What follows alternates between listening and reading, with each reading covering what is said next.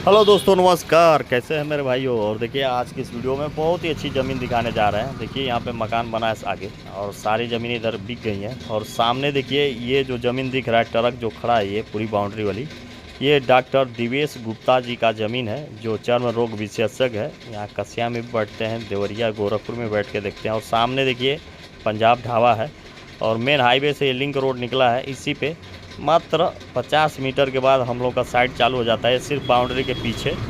और देखिए, ये लगभग 1 बीघा में ये पूरी प्लॉट कट रही है, काम चल रहा है इस पर।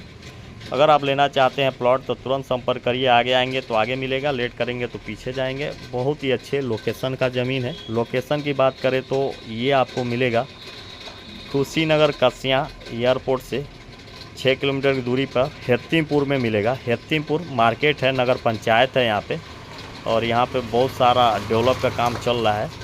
और इधर के आसपास के रहने वाले हैं, हेतिमपुर कुशीनगर के आसपास के, तो सबसे शानदार है उनके लिए। हाटा और कुशीनगर के बीच में आता है ये हेतिमपुर।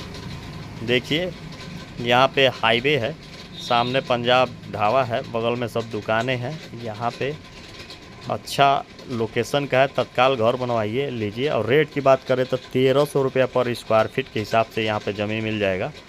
और देखिए, सामने क्रॉसिंग है, और अच्छे लोकेशन की ज़मीन है। यहाँ पे अगल बगल सारे लोग, आबादी है, आवासीय प्लॉट है।